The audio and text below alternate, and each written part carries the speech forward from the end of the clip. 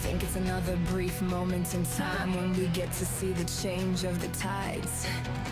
The shifted, twisted bit technology showcasing the little bits of safety, while the quick trips are surely randomly sparking the photons around me. Let the light flow from the heat, yo. When the photons ignite, highlighting, yo, then you know it's that time when we force a change in tides.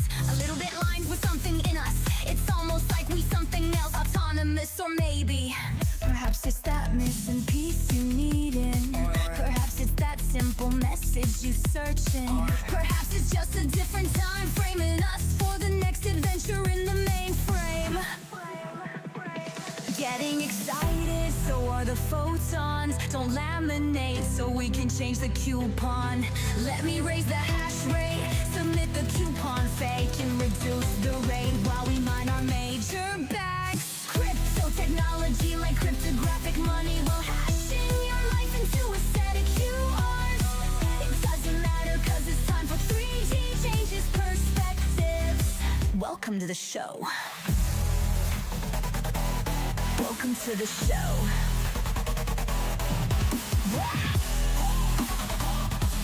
Welcome to the show.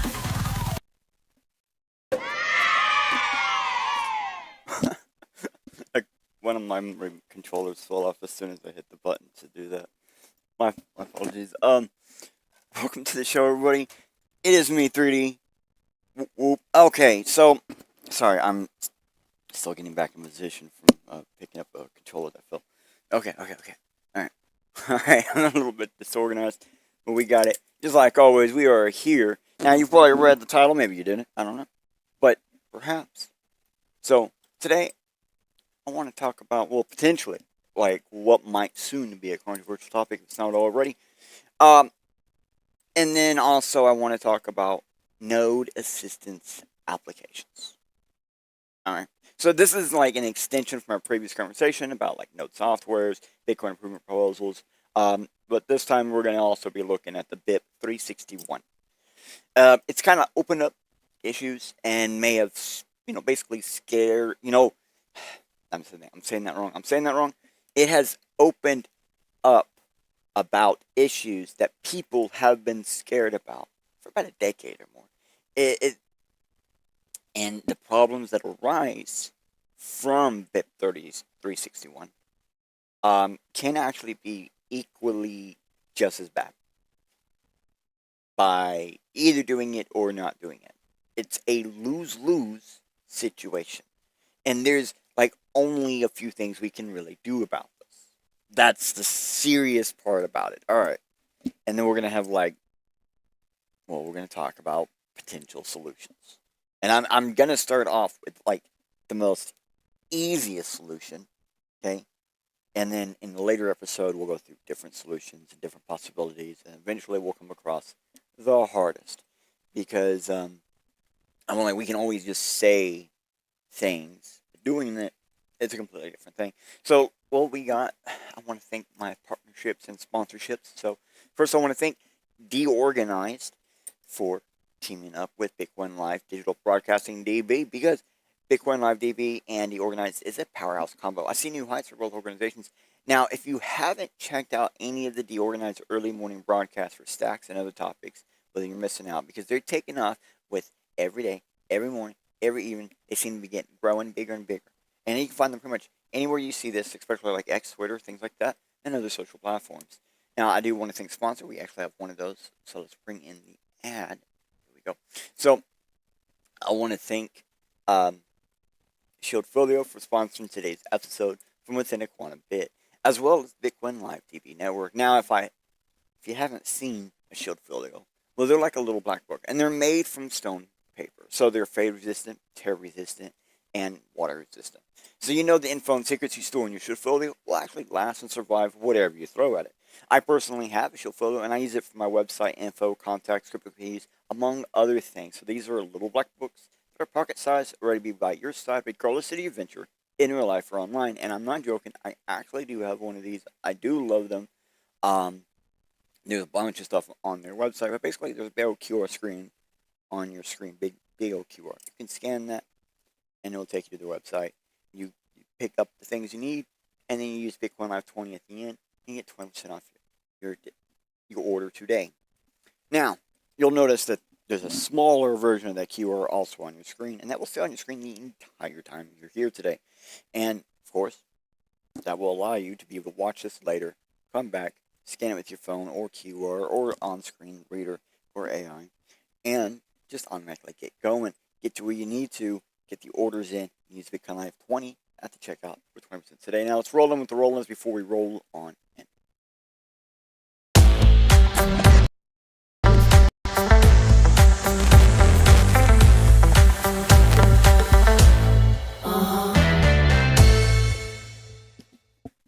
Alright, thank you again, Showfolio, for sponsoring today's episode.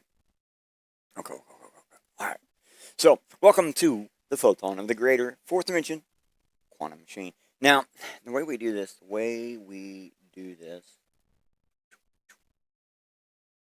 you'll see a QR on your screen throughout the episode. Anywhere we go, you'll have a QR, and if you have a QR, you can scan it. So, that allows you to follow along, whatever. If you're on your phone or whatever, just take a screenshot and go back to it later. If you're on a computer, use your phone to take a screenshot, or your on-screen reader or anything like that. And some phones have on-screen readers where you can do that while you're watching stuff. So, I mean, like, technology, right? Okay. Now, what you're looking at right now, what's in your screen, that is the organized media. That's what I was talking about earlier. I was telling you guys, hey, you guys ought to be checking them out. I'm not joking. Every morning, every evening, they seem like they have more and more going on all the time. Huge. Check them out. Basically, it's your hookup for what's digitally popping. Check them out. So, with every episode, we do this thing where I give away a free research query. So, today's free research query is, how can someone find QP BTC wallets that are NIST approved and verified for use?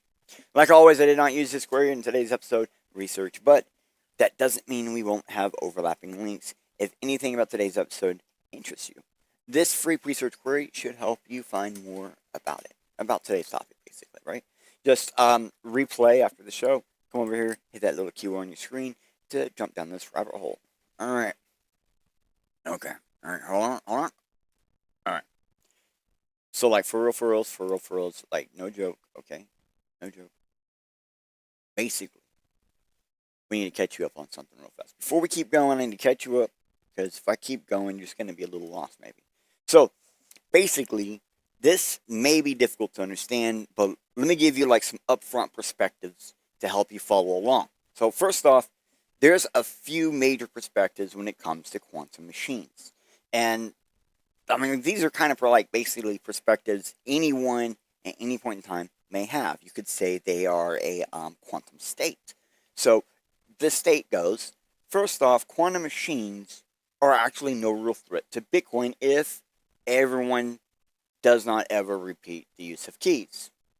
Which would mean you'd have to stop using HD wallets, because that causes reuse of some key. It's actually a public key. We've talked about this. We talked about the small amount of percentage possible.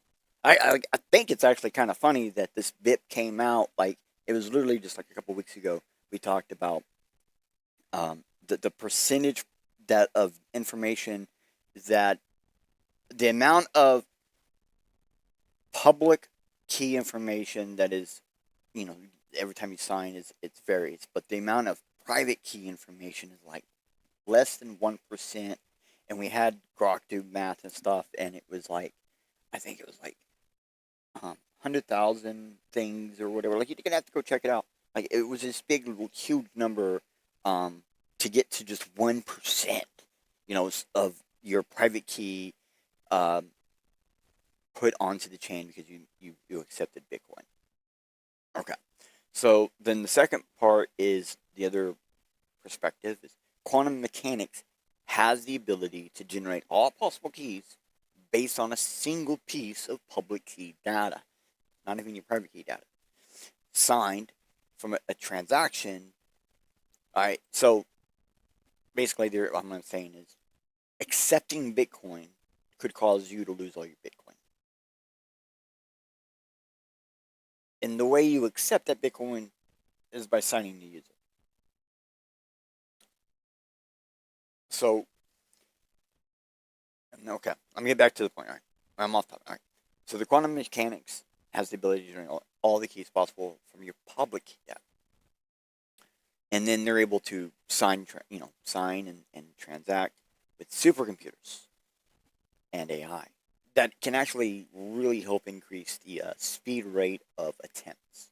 So then that basically can result to just accepting one Bitcoin to use it one time causes for all your connected keys to your HD wallet to just be swept instantly. Well, it will seem instantly. So then the third perspective is quantum protection requires a hard fork. And the fourth one is the last one. Quantum protection requires some fork of some kind. Many developers have a split perspective where, like, many think that quantum machines are really no threat, while the other half pretty much thinks they are a threat. So that's why, like, half of the community is basically like, no, they're not a threat. It would require some kind of fork. And the other one is like, brah, it's a threat. It's going to require some kind of fork. It's probably the only thing we can really agree on is it requires some kind of fork. So the problem there is like there's no way to determine which is actually correct. And I hate to say this, but it's an honest point. The BIP 361, it's going to explain some of it for you, what I mean by it's an honest point. But to be perfectly honest, I've actually described this many times in the past, especially with like the big Bitcoin questions we did a long time ago, like 2 or 3 years ago now. But you'd have to actually go, watch that to find out. So after this, maybe go check it. All right. So, anyways, I'm gonna repeat it anyways. Just give me a second, okay? Now that's all the context you need to know.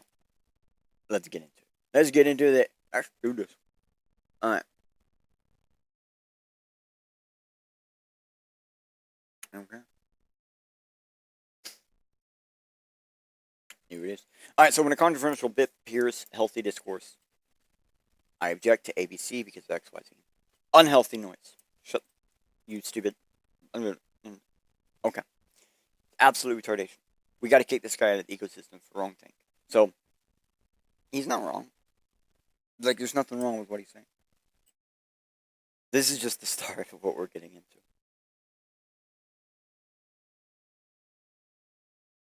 I thought I had some. Well, I guess I only have some of these zoomed in. Alright, so that was that, right? So I wanted to highlight what this guy says. So, this guy says individual economic incentives outweigh philosophical principles.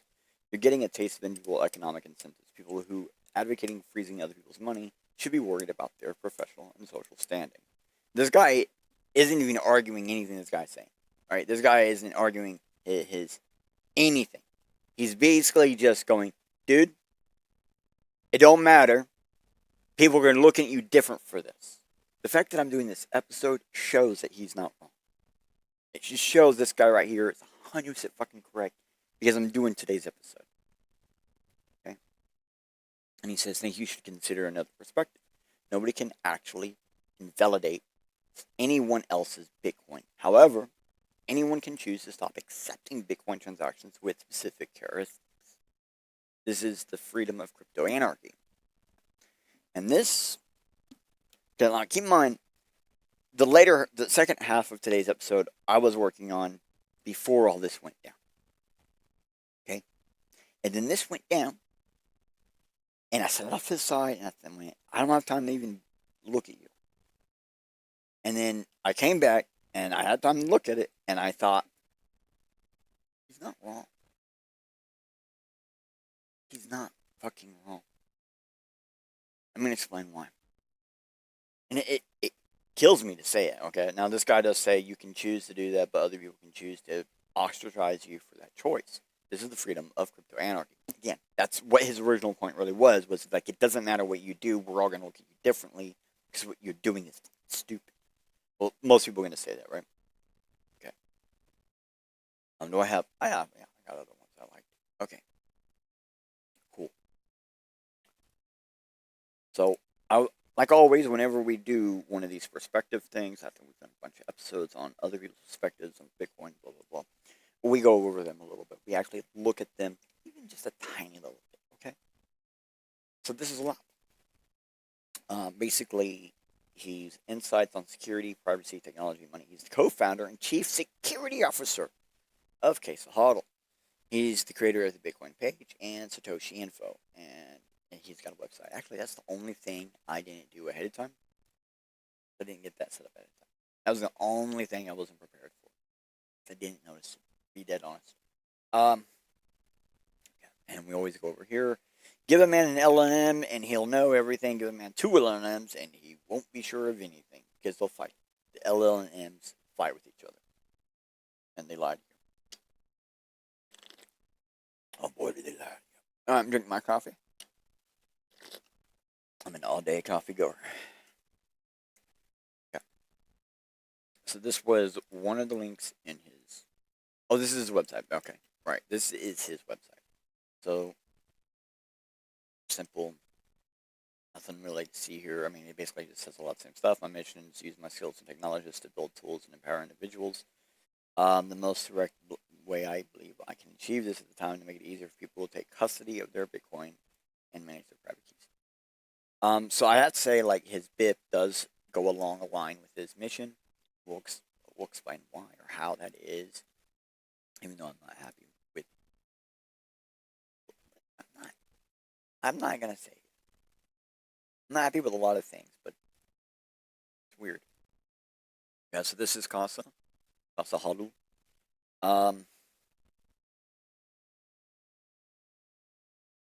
So let me see, they just have their website. I was gonna, like, I normally show the website or whatever, but I don't, it doesn't matter. I don't, you can see right there, it's a wallet, it's your node. It's a node. And it's not just the hardware, it's the software, it's a, gotta pay for it, it's all pay to use. And I say that, that might not be true. I don't know the full extent. I used to know a whole lot about Casa Huddle, especially when they first came out. They've changed so much, I don't know the full extent to it anymore. But it is basically just node hardware and software. That's the best thing, best way to look at it. Okay, I'm pretty sure, yeah, I did. Okay. So,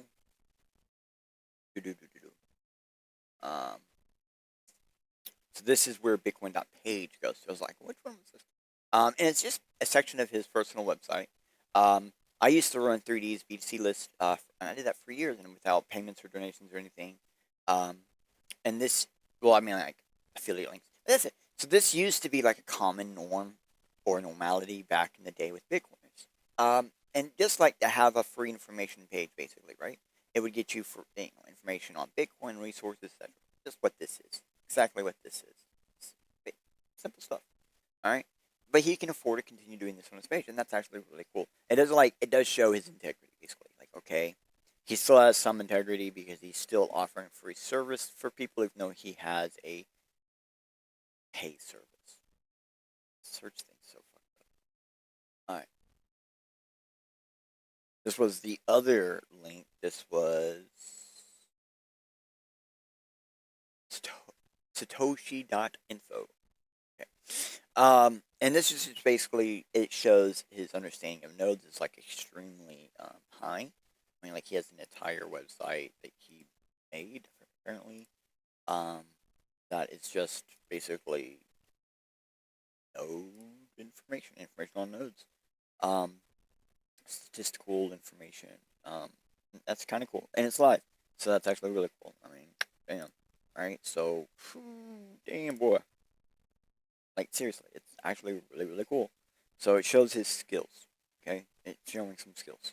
So you can see he didn't put stuff on his bio for no reason. It shows that he has, like, more of a tactical approach to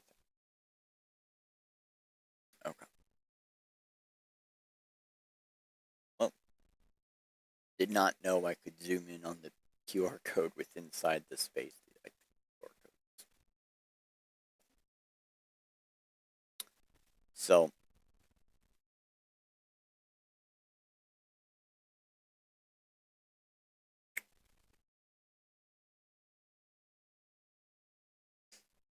this is the information. Right? I think you can do better than BIP 361. I encourage you to write your own BIP. Oh, my bad. If you think you can do better than BIP 361, I encourage you to write your own BIP. Among the catastrophe and verse blah blah blah, often ignoring it takes this week. A few thoughtful ideals have surfaced. Calm, rational discourse is how we improve Bitcoin. Now he's saying this because like people actually went to him, and like people were commenting and stuff on like other areas and stuff, other websites, and they had really good comments like, well, there's this and this and this, and like tons of people have like immediately told him like there's all these other options we could have done or can do, still can do, without your shit. But we'll explain his soon, and we'll see. Like, hey, I pretty much said, hey, I do this. I'm doing this more often, where I just basically let people know, hey, look, this is going to be on the show. My original comment was just because I write a bit doesn't mean it will get adopted or even attention. I wrote a bit a long time ago, like just went under the radar. I don't think you got a number. You are using your online cloud as a weapon, and you don't realize it yet, because you have too much profit behind the coin. And that's a settlement that a whole lot of people will understand, but we'll kind of try to explain it more. Alright, but I see Johnny Law, he's like, you lit the fuse, and I get that's how Discourse starts, but it was worst take I've seen from you since I've ever followed you. I was like, yeah. And you can see there's other things in here. And he does reply to a lot of stuff. So if you want to see what all he says, blah, blah, blah, check it out after the show. Alright. So, I guess, okay, yeah. So this is what is next. Lock you out of your transactions for any reason! Okay.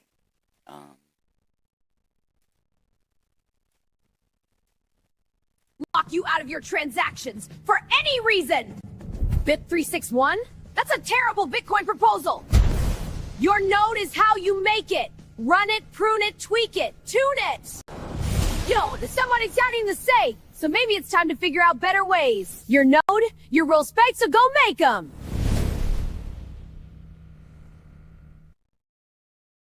That's really my honest opinion is, I don't think anyone should be locked out of transacting. Regardless. I think that's just bullshit. It's my honest opinion. And that's like a very small slice of my opinion. Like, if you were to break my opinion down to just the smallest point of information, it's you should not lock anybody out of the ability to transact. I honestly think there's a lot of people out there in the world that would rather lose their coins to quantum mechanics and go, hey, Satoshi was wrong. Because everyone forgets that this was believed to be the thing that would survive or be able to survive.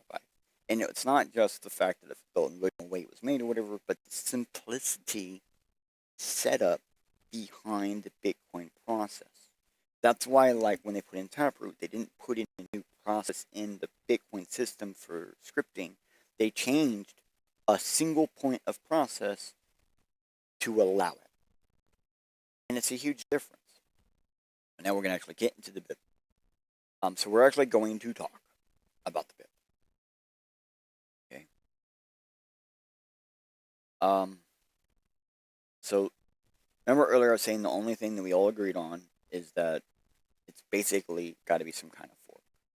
So this, in this case, is legacy signature sunset. It's for post-quantum migration.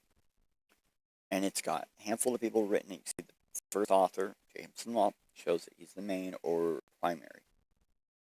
And it's possible that his name was put up there because he's the most well-known, but like, I know who Perry Lou is, right? I've seen Joe Ross on stuff. Ian Smith is on a lot of stuff. Anyways, let's get into it. So the abstract actually says, the proposal follows an implication of the post-quantum, or PQ, output type and introduces a pre-announced sunset legacy ECDSA short signature. So because like the thing is, short signature hasn't been in there for, right? The ECDSA it's one of the simplest ways to be able to sign. It turns PQ it turns quantum security into a private incentive. Fail to upgrade, and you will encounter additional friction to access your funds, creating a certainty where none previously existed. So that small point, quantum fear, at least, like the concept that there is the ability that quantum has to just like multiplast very quickly, create all these possibilities from not even your private data information. It is uncertainty where none previously existed. Sure. That's not exactly. There's a lot of people out there that say there's no way to protect or prevent it. Like, just because we go to post-quantum signatures doesn't mean that's going to stay post-quantum. Like in the end, you're going to end up having to make the next quantum signature set, the next quantum signature set, next quantum signature set. And then after, like there's enough quantum mechanics and things, and we're able to we already can API, quantum machines. Like, there's already a quantum machine API. We've covered it before on this show. And basically, like, there's already a way to where anyone can just kind of basically like tap into quantum machines. And I honestly believe this is more towards that, where bad actors have the funds to just access those and do things other people wouldn't morally do. So there's 3 phases. The first phase is it disallows the sending of any funds to quantum vulnerable addresses. You cannot fund addresses that are vulnerable. And this is probably one of the few things where it makes some sense there. Okay, this will hasten, or this will cause a fastening of the adoption of the PQ address type, new address type. And he's not wrong there. It's not wrong. So phase B will actually render EDCSA and short spins valid. So it means you can sign, you can transact, you can post, you can put it into the you can even get it into a block, but that will not be a valid transaction. Okay. It basically will be wasting your money if you have it. It's also preventing all spending of funds in quantum vulnerable UTXOs. And this is supposed to be triggered by a well-publicized flag day. Now, my point about a well-publicized anything, in my perspective, especially with Bitcoin, is a red herring. Saying, oh, it's well-publicized, but it doesn't matter. Okay, Bitcoin originally was designed for people to come in and out and just have any amount of time in between, and should be able to come back and just run their original shit and get back to it. It's like, would you really want to be able? Do you really want it to where Satoshi tries to come back and is like, oh, can't do it. None of my shit work because you had a well-publicized flag day? Like, not everyone is in public. Like I honestly,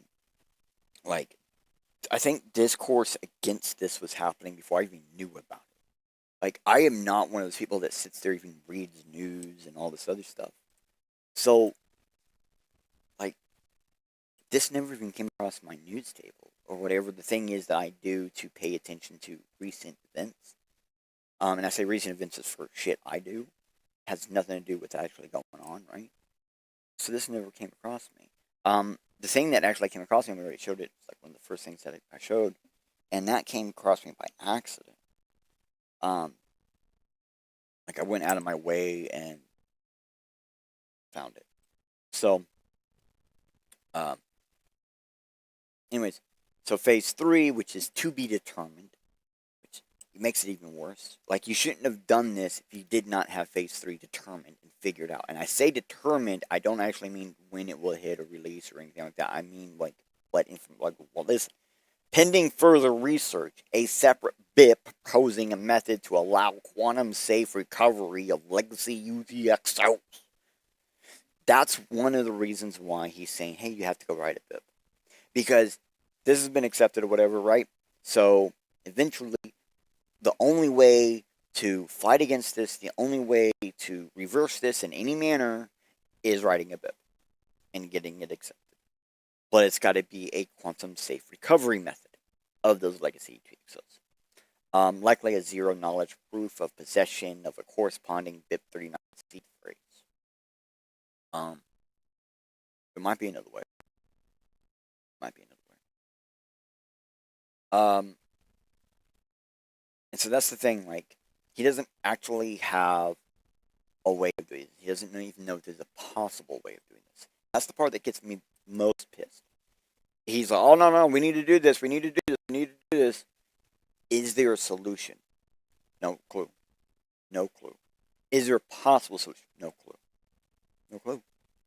There's not even a real way to be able to figure out if there's a way to do that. And I do mean the quantum safe recovery part. That's the part that's going to get you. Because what determines quantum safe, right? Is it the NIST quantum safe determination? Because they do allow for like extrusion circumstances that are not specifically like diagonal determinations and stuff. Like there's lots of things that they consider quantum safe that a lot of security researchers and security people would be like, bro, that ain't quantum safe.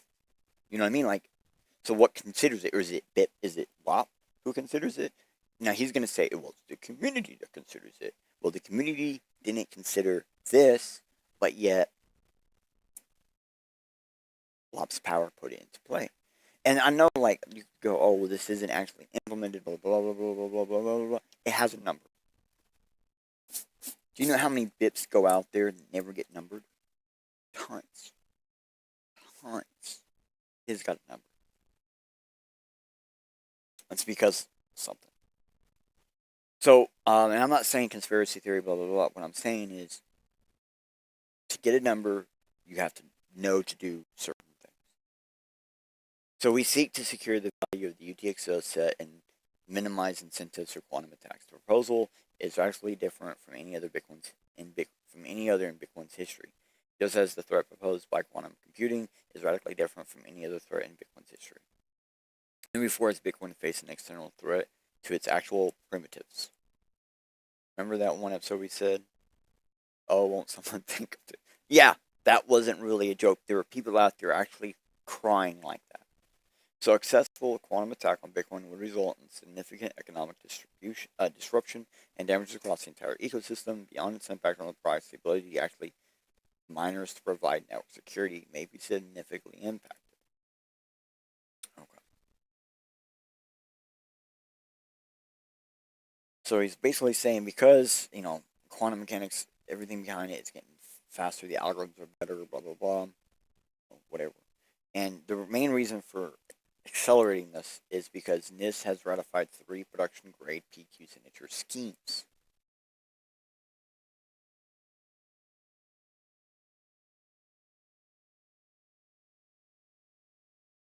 I'm pretty sure his company already has a wallet that's using one of these schemes.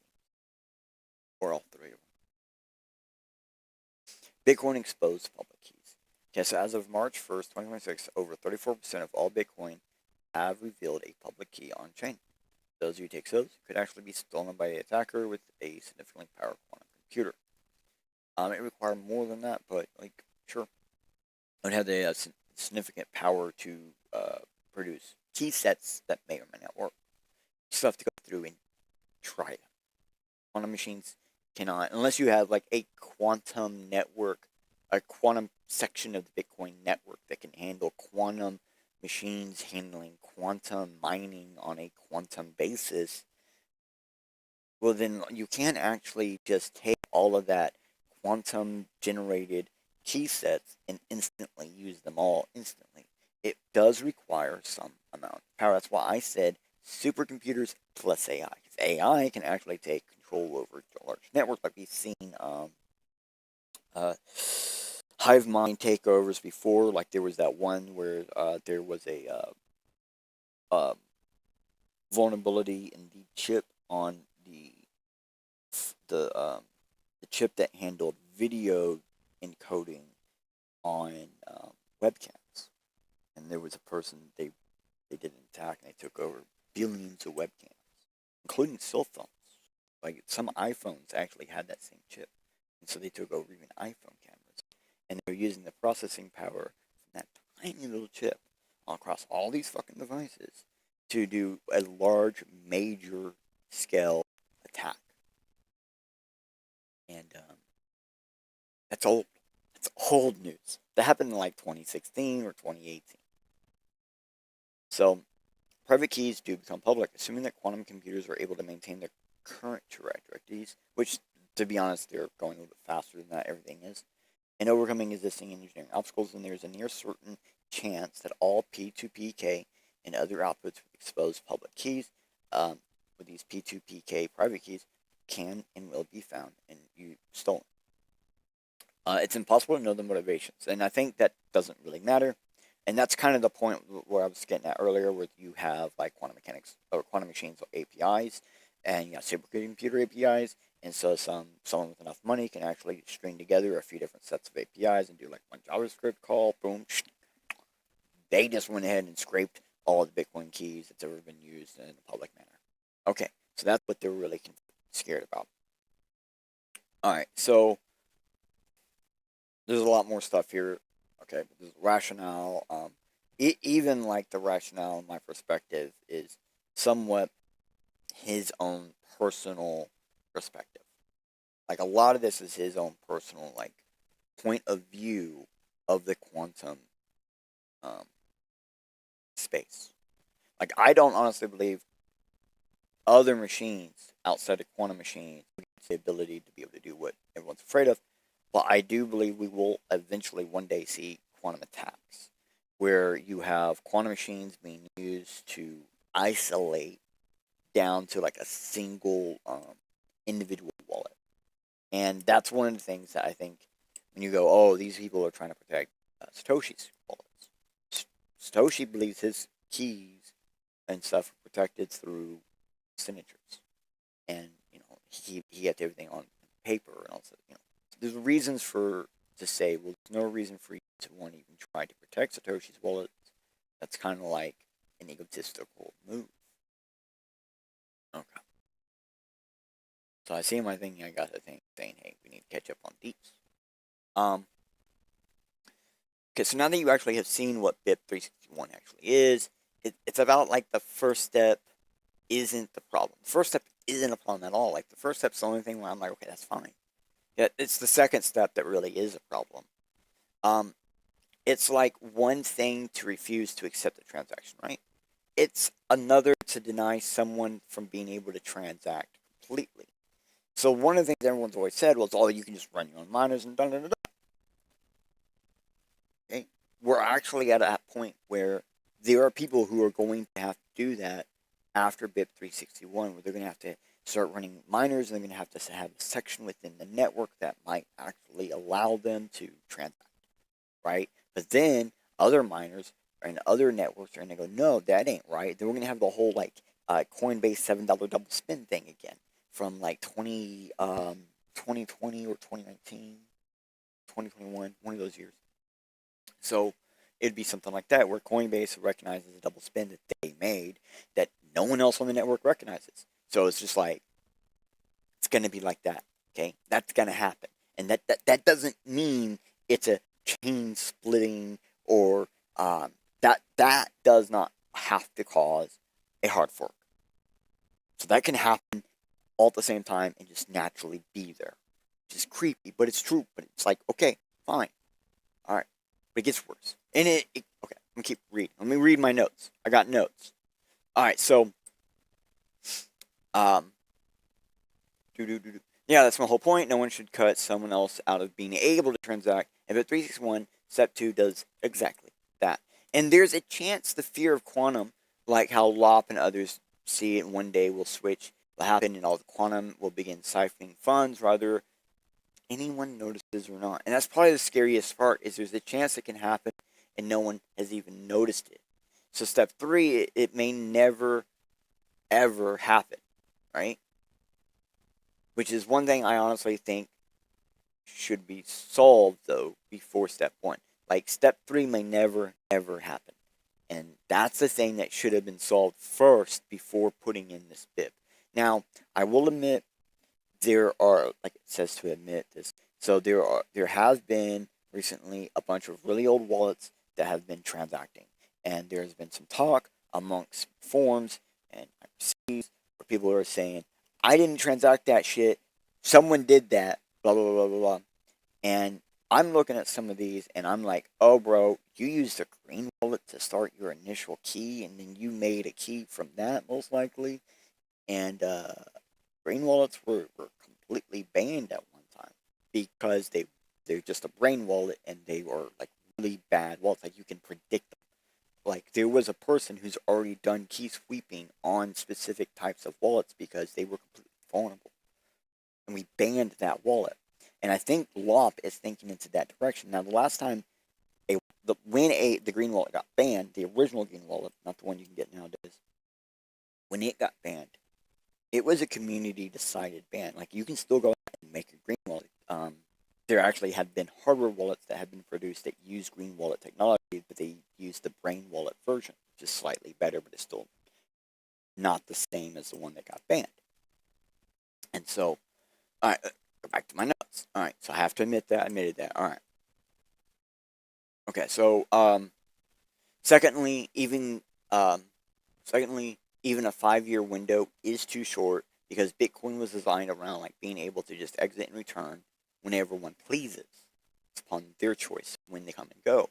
So there's a chance someone could be away for like 10 years and lose out on the points to exit their coins from their wallet. Like, they could have lost their chance, basically, right? And then the solution of step 3 might not ever happen. So, like, honestly, there's people at that point would probably rather lose their coins to quantum than a Bitcoin proposal that most people really don't have a way to decline. Like, that's the problem. Like, there's not a whole lot of ways to decline this, right? The only thing you can do is just beat against the grain and hope every block you go into eventually gets blocked. And so, honestly, the only way to like really decline this in life is not to set up your own node. Like, it's to set up your own node without the BIP31 standard. It's to like purposely design your configuration file and stuff to work against it. And then basically that begins an on-network fight. And then eventually, like, the second step of BIP361 could cause a hard fork, where you have a bunch of people who want these blocked, and then their blocks get, like, cut off or whatever. But one of the things that I don't think we have to worry about is, like, if the got blocked in a block, would that block get removed or whatever? No, most likely that block would stay for the next one.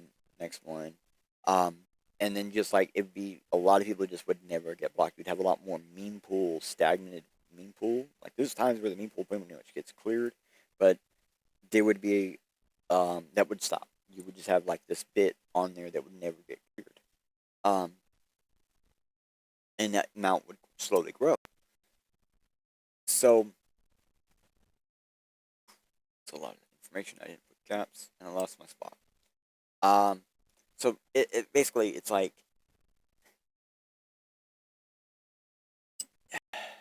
where am I at?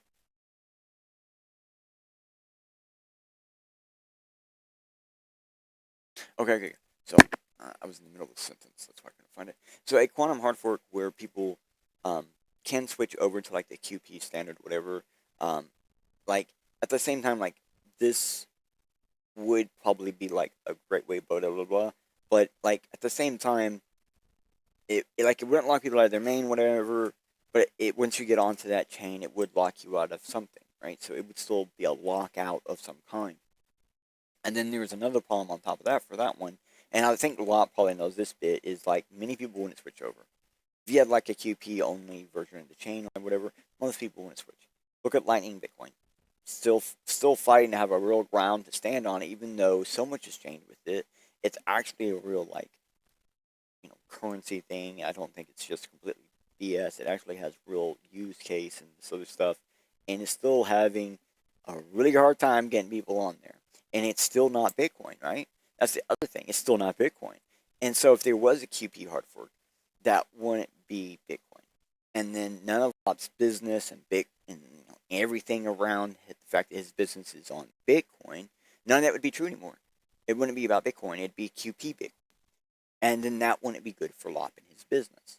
So you can kind of see kind of quick how doing everything you can to not cause a hard fork to have QP protection or quantum protection is really important for him.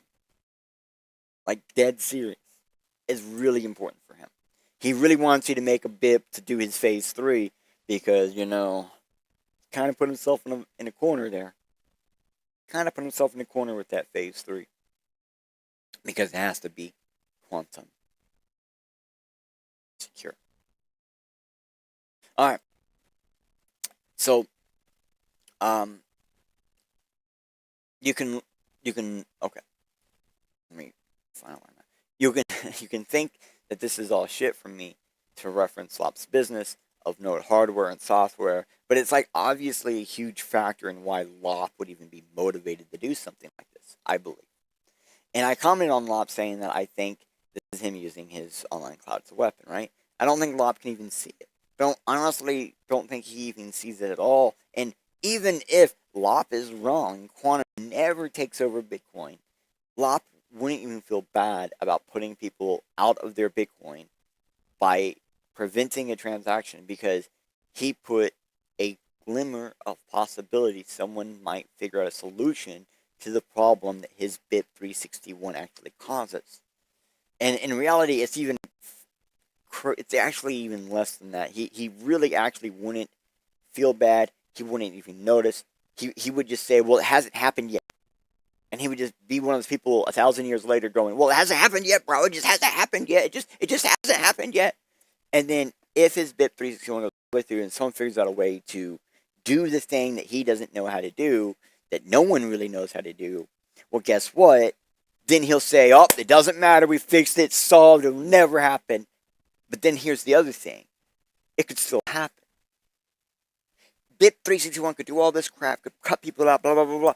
And then quantum machines the next day could just take all the fucking money. All of it. Because that's the power of quantum. And that's the bit that makes everyone fight so much about it. It's so broad possibility that, well, we don't actually know if quantum resistance is resistant to the quantum. Because by the time quantum machines has the power to do the things we're talking about, well, the quantum resistances we have don't have any match or result against it. It really is just a person with power showing that they have power. That's what BIP361 is. It's kind of like when so many in the ETH community said no to ETH 2.0, right? For years, a lot of people kept going, don't do it, don't do it, don't do it. There was a small minority of people, like outside the miner group. Outside the miners, yeah, sure, there was a bunch of people outside the miners that were like, let's do it. Almost all the miners were like, don't fucking do it, right? But then when the right financial influence found the main dev behind all that tech on ETH, ETH 2.0 came out real fast. Really, really fast. So at this point, you're probably wondering, what all can one do? Okay, basically, we're in the second half of the show, people. If you came here in the beginning and you kept hearing me say the second half of the show is a bit different from the first half of the show, we're in it. So, what can you do at this point, right? Let's make a small list. Right? First off, you can set up your own node to exclude 361, which actually would take a little bit of work to do. Or whatever BIP you wish to fight against, right? You can write your own BIP to actually fight against this BIP directly. You can write your own BIP to figure out phase 3. You can petition to get node operators and miners to begin the actions to actually fight against BIP361 on the network. You could do nothing and just hope that PQ wallets, that you have a PQ wallet, And you just have to hope that, you know, you don't miss the guidelines and you're able to do all the things and you figure it out. Okay, 4 or 5 or 6. Actually, I have multiple of the same numbers. I lost point where I'm at.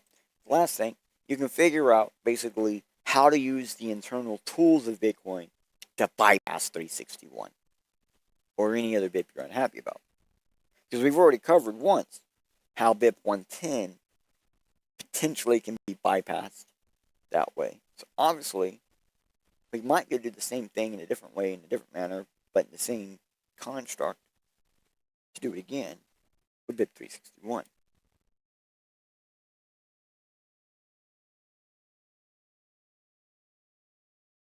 So, let's call it history. Okay? I had this stupid idea. It's a stupid idea. And I say stupid because, I mean, it really is not the smartest of ideas. It's just me silly. Like, oh, this would be dumb, right? This would be fun type of idea. Delta calculator. Calculator that allows you to go from now or a point in time to some other point in time based on some historical delta. So, okay. Okay, so there's a bunch of little things here you can check out, blah, blah, blah, blah. Okay.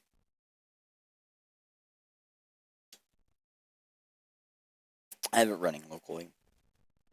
You just run it locally. Okay.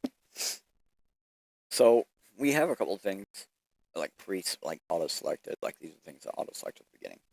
So the time frame between human computers and the first machine computers, okay? So like 1958 to 1969. This is when we're talking like humans were computers at one time, okay? And it only took about 10 years of humans being used to get humans in space to a machine getting us on the moon.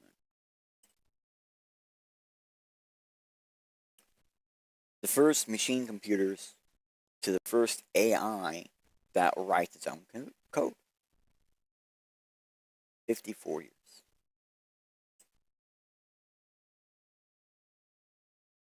The first LLM to the first AI. Now, I honestly thought this was the other way around, but then when I was doing the research and stuff, like, I wanted to pick like the first like full AI, so something that does LLMs, that does a bunch the old stuff. It can do more than one thing. 7 is your option, and it was just like the first one that popped in, right? So the first one was 5.8 years, by the way. So corrective baseline. So this is a baseline based on the limited scope of like human to machines, right? So I did this thing where it's like, okay, if you took the construct that we're using, humans as computers, and then to machine, and we also took the baseline of like, okay, how long did we go from like humans doing certain tasks to machines doing certain tasks of similar, and well, it's about 10.8 years. So it ends up being like the exact same amount. It's just basically like turning off this one thing is the exact same thing. So turning this off, it's the same. That turning that on is the same as turning this off. So this and this being on at the same time cancels each other out, but not completely, because this is done over an average while this is done directly. So then we have all these other ones we can go through, and I'm going to go ahead and select this one way down here, which is quantum correction.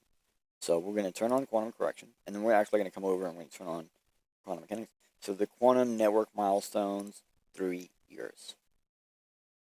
The quantum error correction breakthroughs, 3 years. First physical quantum computer to quantum supremacy. Now, that's probably not the best terminology to use, but that means that they were actually get a full qubit up and running and got full access to the power of the qubit, basically. 21.8 years. Okay. And what's this one? Which correction is this? Ultimate correction. Yeah. Turn that one on. Now. So from right now, it would be potentially 2110. before quantum machines have full control over networks in general. And it gives you information and stuff. So, that's it. Cool. So that's all this does. Now, this was like one of those things that gave me an ideal. It made me go, oh, that's a cool thought. Blah, blah, blah.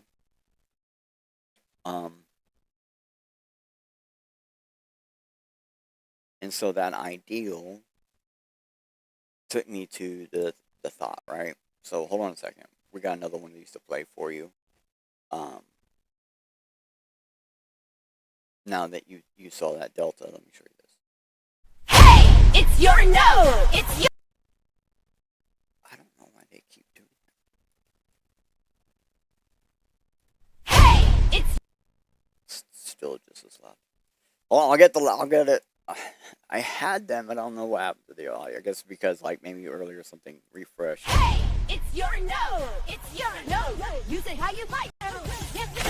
Run it, run it, run it. Bitcoin is how you use it. Treat your node the same. It's your node. Use it how you'd like to. Run it, prune it, tweak it, tune it. It's yours, so use it how you want to. Treat your node the same. Use it how you'd like to. Hey, use it how you want to. Never know. Use it how you'd like to. Run it, prune it. It's yours. Use it how you want to. That's your node, your rule. Hey, it's your node. And that's what I really think about it. It is your node. You can actually use it how you want to. And if you ever remember the J.G. Wentworth stuff, that's where that phrase comes from. You know, it's your money, use it. Use it when you want to. Well, it's your node, use it how you want to. Well, there's a way to do that. The simplest, easiest way to do that. Because if you ever coded a node, it ain't exactly easy. All right, there's a lot of stuff you got to think about. And even if you think about all of it, you might not actually be able to figure it out. It can be quite difficult. So the next alternative is to build a program or an application that runs alongside it. Okay, so that's running an application alongside of it. Heck yeah, that's not difficult, right? That sounds like an easy thing. So basically, a node assistant application to assist, to help, basically you, the node operator. This one specifically, the one I'm showing you right here, is for working with offline working machines that use Bitcoin. So this is, I have more than one application already. This is, I think, the second one for sure, where it's designed to run with your node, and then it sets things up for you. And this one right here works with the data from your node, so like you can get it set up to where they both look at the same data point, and your node saves your historical data to a certain point, and then this one reads from that certain point, and then you're able to do things. In this case, this one was originally designed to just simply predict when the next block might happen. And from there, it's been expanded. Okay? Yeah, so it's just a simple app. It's in Python. It's not, you know, it's just simple, like quick sync, full sync, refresh, right? There's some estimations, there's some considerations and predictions being made. Now, keep in mind, I don't have a lot of these prediction things set up where they're working very well. I think the only one that's really working like the best or the perfect, or like how I like it, is the block prediction system, which it predicts, like you can give it a block number and it'll predict it when it might land in the network. It also predicts the drift, like the ultimate drift.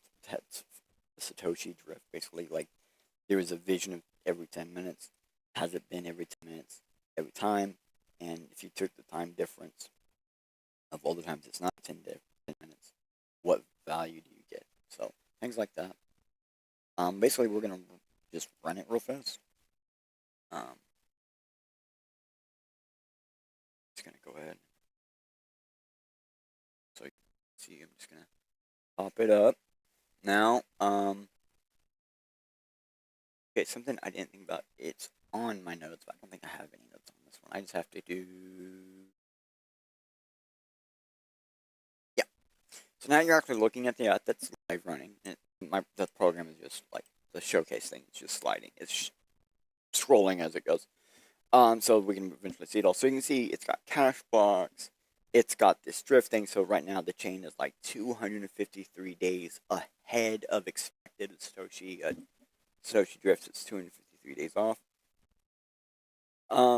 There's a BTD, which is like the block time difference. So there's an average of 3 and almost 4 minutes variance between block to block.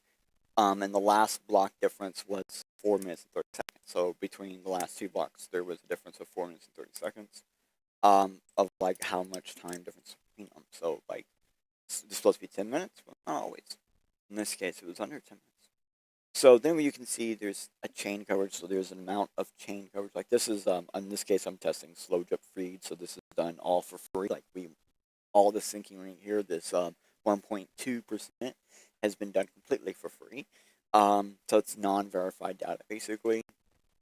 But you can see there's a quick sync button, there's a full sync button, there's a refresh. The ATC notebook just shows you what you have. You guys can't actually see it because it's in a completely different type of display. If I go like this, and I go, now you guys can see it.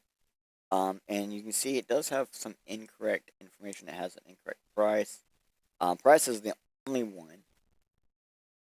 point that I've been getting from a API. It's a free API, by the way. That has sometimes incorrect information. A lot of times there's correct information, but not always. And yeah, I got 227 pages of this. Okay. And I'm only like 1.2% into the chain.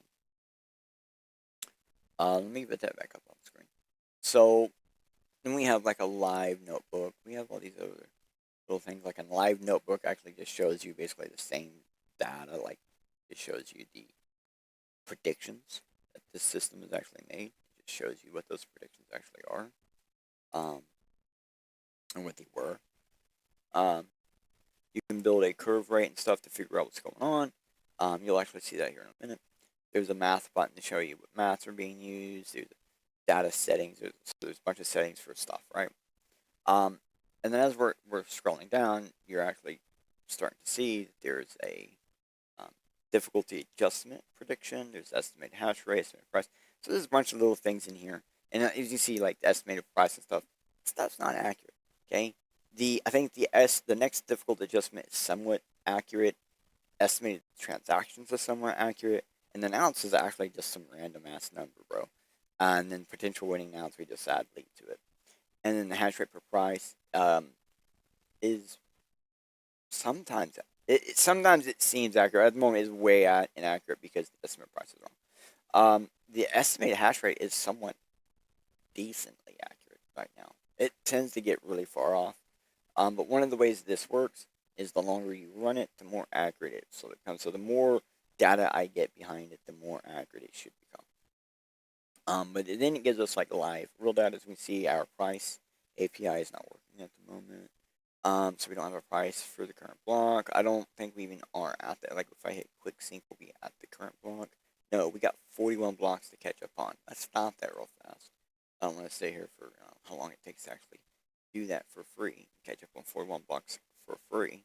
But we did get the very last blocks. We see price about $76,000. It's gone up in price. We can see the estimated price actually was adjusted because it got a new data point, the new price, current price, and then we got some more information, including the hash. So we can say, okay, when is block 100,000 going to be? Let's predict that. Looks like 4/2/2027 potentially. So if I go like 999,666, and I hit predict, maybe March of next year. Yeah, so quite a ways away. And then like simple little things. It's still slow. Oh my gosh, you gotta go. Hold on a second. I can make this faster.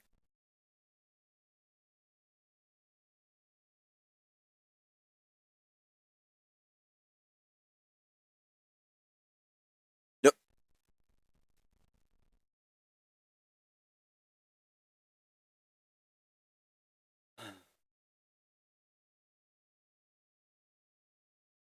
So you now you can see it actually has a display. Now there's more to it than just that, like way more to it than that. I'm going to close that off. I'm actually going to shut that down.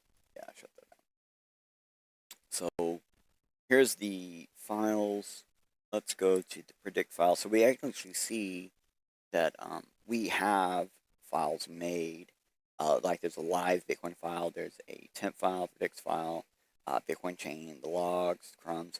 So there's actually files that it's using to handle a bunch of things. So cool. So we're doing it in a somewhat smart manner. Blah, blah, blah, blah. Right? That part of it. It's just that it's using a unique filing system to handle its coordination and things like that, right? So okay, went out. Cool. And so like for me, for the longest time, because like for the longest time, it just predicted the drift, or it gave me the drift. It predicted the next block, and it predicted when a block might happen. But now it's trying to attempt to do more, and the ideal behind this is like, well, like I said, this is the second one I have, and it's all about just data, right? The other one does something else, so. Okay, hold on. I'm going to double check my notes before I go on to the next thing. Because the next thing is going to give you the next thing.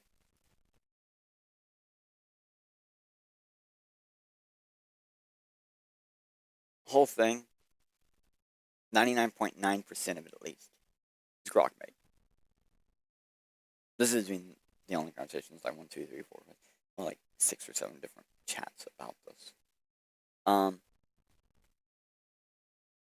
And there's a reason why I let you know that. Even Lop says, AI coding tools don't reduce the need for developers. Rather, they rebalance how developers spend their time for maximum productivity. He's not completely wrong there. So, I don't actually know how to code Python. It's a coding language that I just don't seem to be able to understand. I keep trying, I don't get it. So Python is a simple method, though, for getting programs functioning across platforms, fast and quickly, though. So Grok, in expert mode, can actually code Python. And I used Grok to code it and bug it, but I'm also used to, like, when I do bug hunting for my coding myself in JavaScript, I don't use the console. So I'm used to just using the program, figuring out what's wrong, and then figuring it out what's wrong. So that's just how I already do, so I'm already used to doing like this. I don't normally use the console logs or anything like that. I'm just kind of a guy. I tend to code against the grain. And so I'm going, and I'm basically using Lop's words, right? And I believe that I'm just like starting to build more. I'm just starting this, right? Starting to build more of these assistance programs. So maybe one day I'll have Grok actually write the next major Bitcoin node software. I'll just keep making stupid fun stuff that maybe few will use until then. Because it's, yeah. Alright, so, okay, now it says here, we're going to show you the next one. Well, the first one. I guess this was the first node assistance program I made. Yeah, well, technically, had Grok made.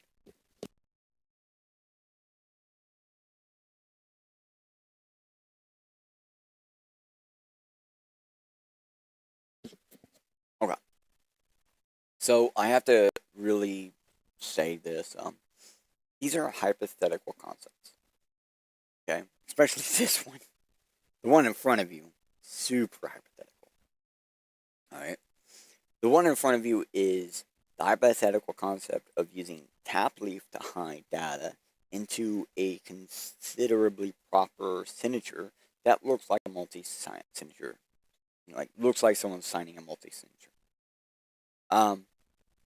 So I have to say, it's 100% hypothetical.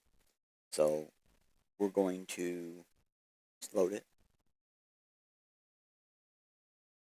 Probably saw a bit of it there. So this is the hypothetical ultimate Bitcoin vault.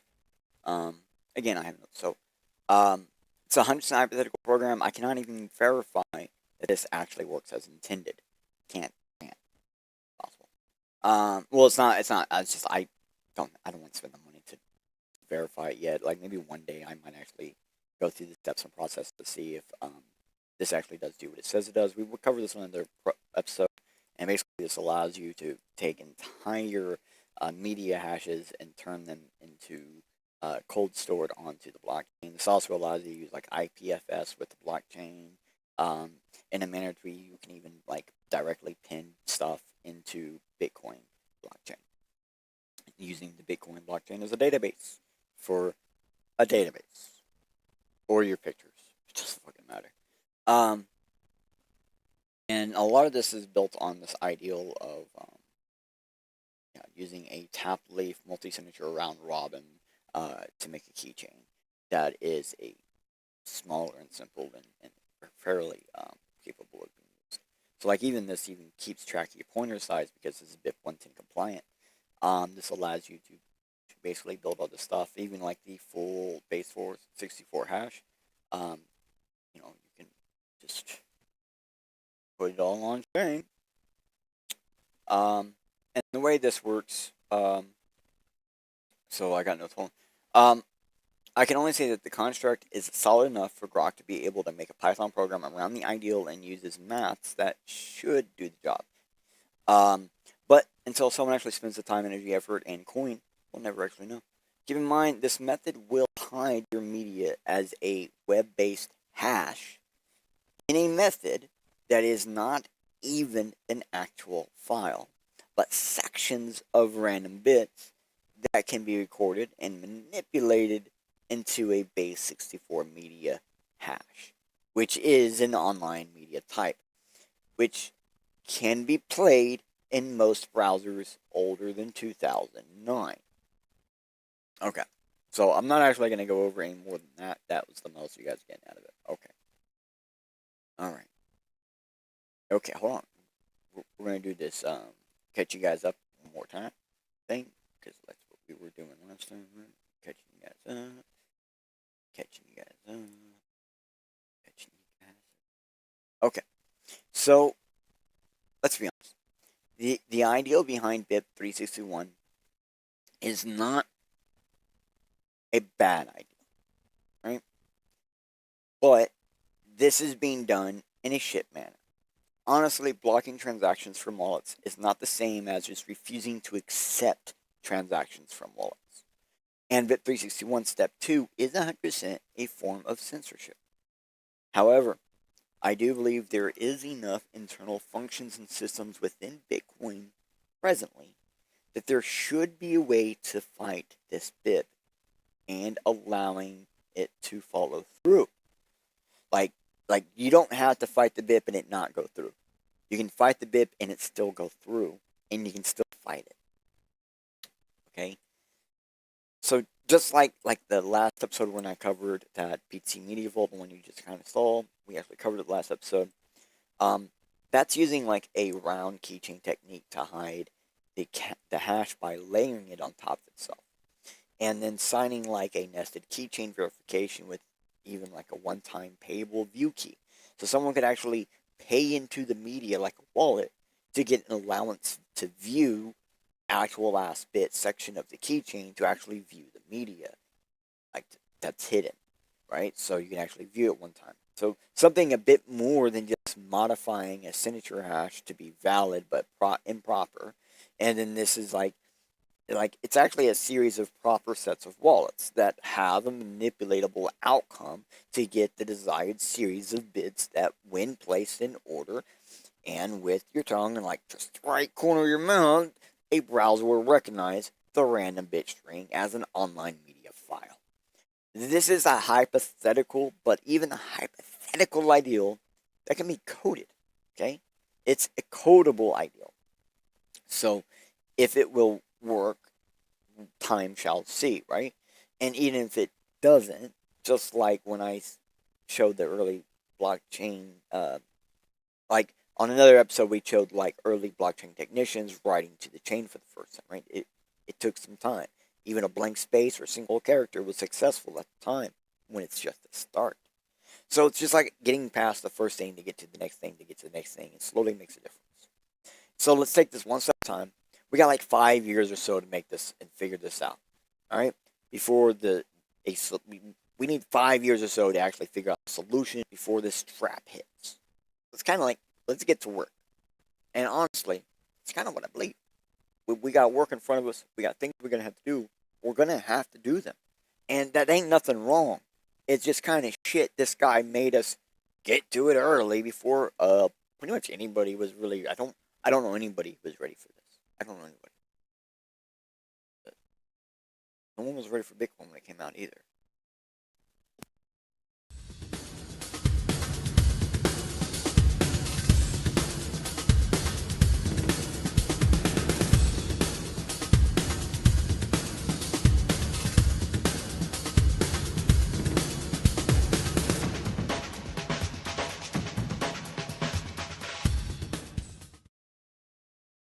Yo, did you think you know?